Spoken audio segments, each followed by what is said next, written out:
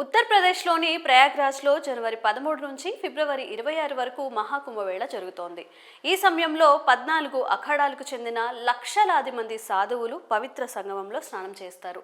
ఇక్కడికి వచ్చే సాధువులు తమ వింత చర్యల ద్వారా విశిష్ట పేర్లతో పిలువబడుతూ ఉంటారు.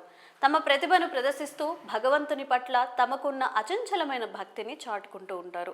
తాజాగా రమేష్ కుమార్ మాంజీ అలియాస్ కాంటేవాలే బాబా మహాకుంభమేళాలో ప్రధాన ఆకర్షణగా నిలుస్తున్నారు. ముళ్లపై పడుకుని ఉన్న కాంటేవాలా బాబాను చూసి భక్తులు ఆశ్చర్యపోతున్నారు. ప్రస్తుతం ఆయనకు సంబంధించిన వీడియోలు ఇప్పుడు నెట్టింట తెగ వైరల్ అవుతున్నాయి.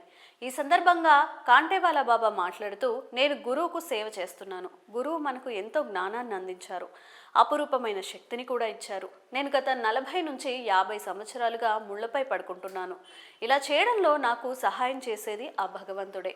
నన్ను ఎల్లవేళలా రక్షిస్తుంటాడు. ఇలా చేయడం వల్ల నా శరీరానికి కూడా మేలు జరుగుతుంది.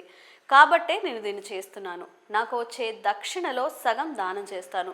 మిగిలిన డబ్బుతో నా జీవితాన్ని గడుపుతాను అని అన్నారు.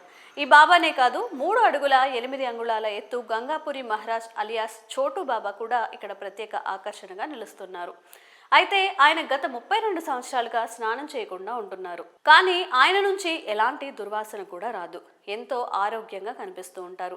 బాబా అమర్జీత్ అనాస్వాలీ బాబాగా ఆయన పేరొందారు. ఉత్తరప్రదేశ్లోని సోన్భద్ర జిల్లాకు చెందిన బాబా అమర్జీత్ బాబా తన తలపై ధాన్యం, గోధుమలు, మినుములు లాంటి పంటలను పండిస్తూ అందరినీ విశేషంగా ఆకర్షిస్తున్నారు.